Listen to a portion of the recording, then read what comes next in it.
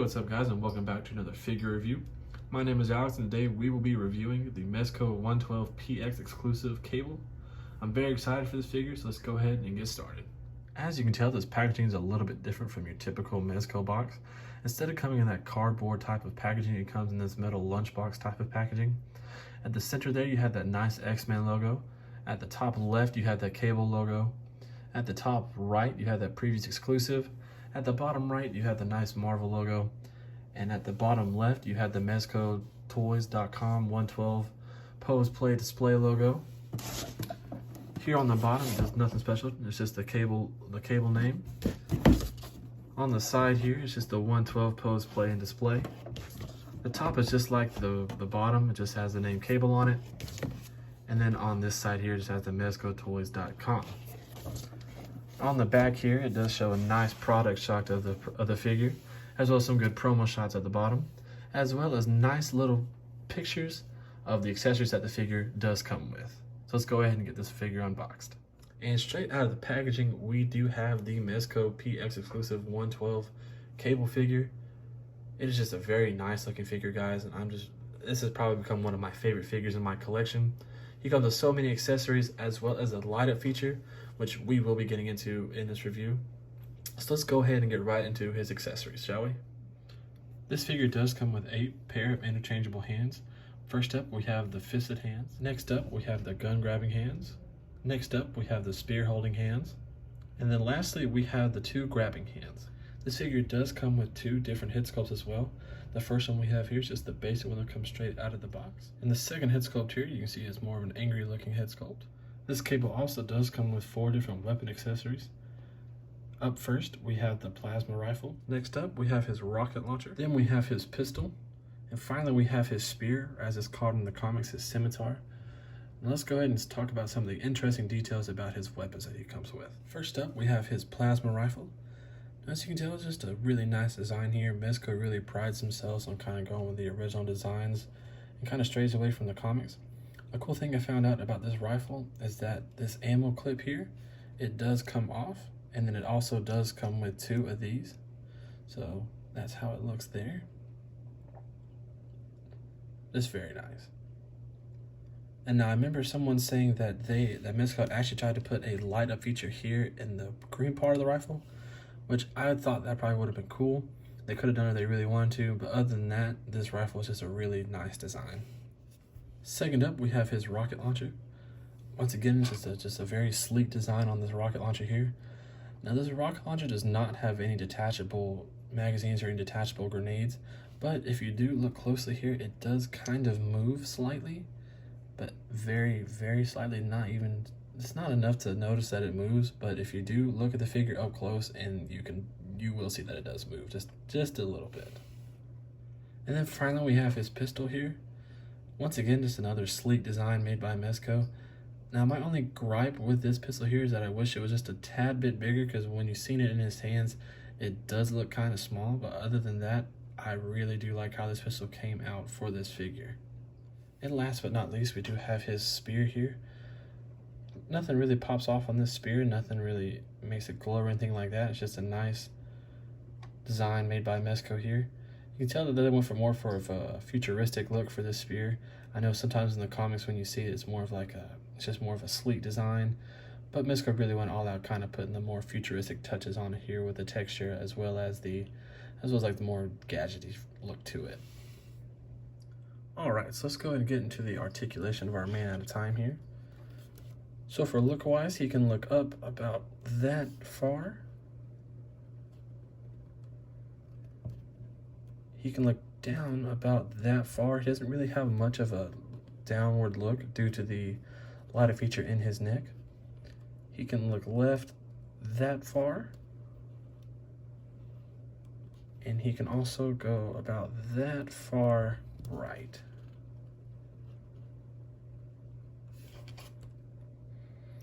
When it comes to an ab crunch, he has that's probably about as far as you'll get with his ab crunch there. For his non-metal arm, his arm does go up that far. It does have that rotating bicep, double jointed elbows, His hands are on swivels here, so they do swivel and they can bend and such like that. It can go up about that far. I wouldn't recommend going any farther because then you might risk damaging the cloth. And then it can go back about that far. Now for his metal arm here, it does come up a little bit farther than his non-metal arm. It does have that rotating bicep, double jointed elbows. This hand is also on a little swivel here, so it can move around, as you can see. Now this one can go all the way around due to the fact that it's not, that it's kind of cut out here on the cloth. I don't know if you can really see that all that well, but it is cut out there. All right, and then for legs, he can kick up, let's see, he can kick up that far with the non-holstered leg. Of course, I wouldn't recommend putting him in any type of like running pose where he has his leg kicked up, because then as you can see, it's already starting to bend the fabric here as well. For his holstered leg, he can kick up about that far. Of course, if you do that, you know, you kind of look like, as you can see, you're already messing up his holster here. He does have the double jointed knees.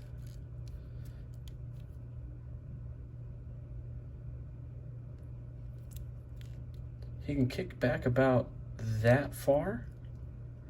Not much, but still a good little bit there. He can kick back about that far. Has a little bit of a calf pivot, not much of one.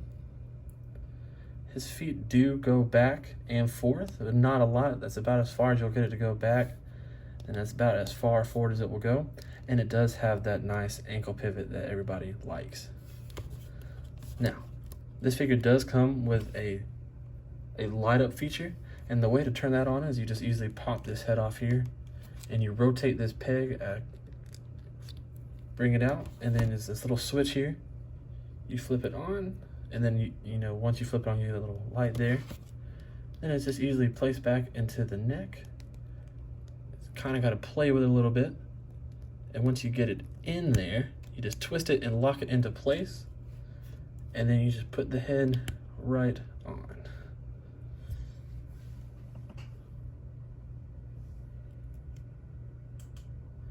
So as you can see, it does light up. Now I wouldn't recommend, if you would like to take pictures of your figures, not take it with all the lights off. It has some kind of light on, because as you did see, it does kind of glow through the neck. And this also does work on both head sculpts as well. So you know, if you want to take any nice action shots with him with his angry face and the light glowing, it does work for that as well.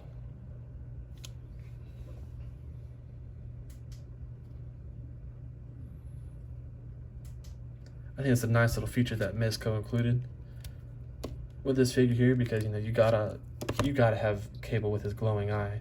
You've seen him in the comics, you know, in those cool action shots of his where, you know, he's just standing there with all his guns and he's just got that glowing techno-organic eye there.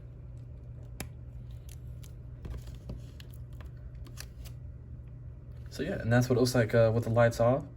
Now it does come with the with some pretty small batteries, so I would recommend not letting those batteries sit for too long. Otherwise, they might mess up the figure if sat for too long. Other than that, it's just a pretty nice figure. I really like this 90s look that Mezco gave us here, because you know, this is kind of the Cable I grew up with and the look that he came through with. You know, I know nowadays you got the Cable, he's all armored up and ready for combat. But this is kind of the Cable that I grew up with here. As you can tell, like I said, Mezco kind of prides themselves with going in on like the non-comic designs, but you can see they kind of stuck with it here. They kind of gave it a little bit extra love back here. As you can see, there's some small little screws almost. Very nice. You got the X's on the hands there. And then over here on the techno-organic arm, you can kind of see the veins here, which I always thought was pretty neat on any Cable figure that was out there, to always see that even though this is a metal arm, it is kind of like a techno-organic arm, so there's still kind of some type of organicness in there. Very nice design with the boots.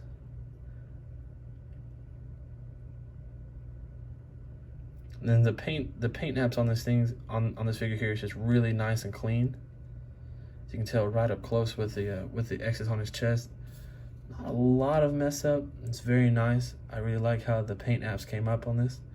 The only gripe I have with this figure is that on his second head here, Mezco really needs to, is not well known for their teeth here. You can tell his teeth don't really look as menacing. They look kind of more like he's questioning what's going on here. But other than that, the only other gripe I have is just the height of this figure.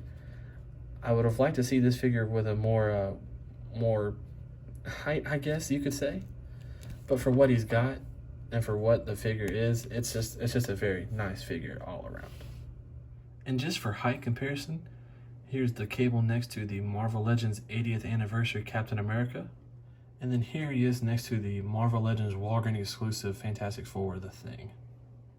Alrighty, you guys, so that completes my review of the Mezco 112PX exclusive Cable. Just want to give a big shout out to Batcave Treasures and Toys. Be sure to check them out for any of your collecting needs. Also, make sure to drop a like and subscribe and turn on those post notifications so you know when I post new videos. As always, guys, thanks, and I'll see you later.